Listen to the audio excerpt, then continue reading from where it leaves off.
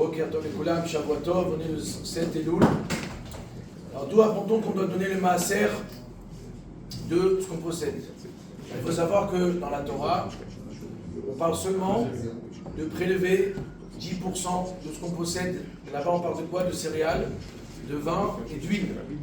C'est marqué nulle part dans la Torah qu'il faut donner le maaser de son argent. Seulement, dans la Parashat Ré de la semaine dernière, là-bas on te dit que tu dois donner 1/10 de ce que tu possèdes.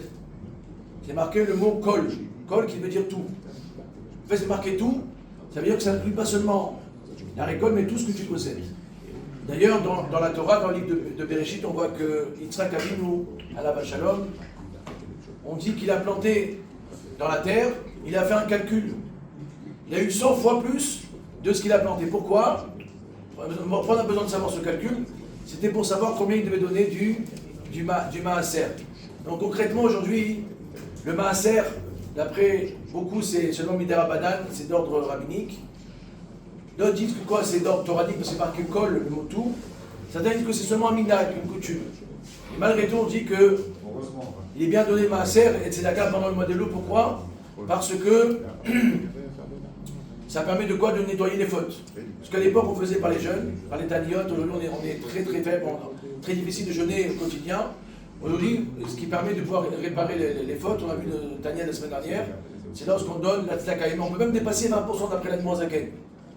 Pourquoi? Parce que de la même manière qu'une personne qui est malade, elle est prête à donner tout son argent pour être en bonne santé. La même chose, on doit donner tout son argent, tout ce qu'on a. La tzedaka, pourquoi? Pour être en bonne santé au niveau de son âme, d'être nettoyé correctement avant Rosh Hashanah Bezrat Hashem. Donc si tu veux, on peut rajouter dans la tzedaka, de manière à ce qu'on soit clean avant Rosh Hashanah, et que si Dieu veut, ce mérite, nous protège Baruch Hashem pour qu'on soit en bonne santé.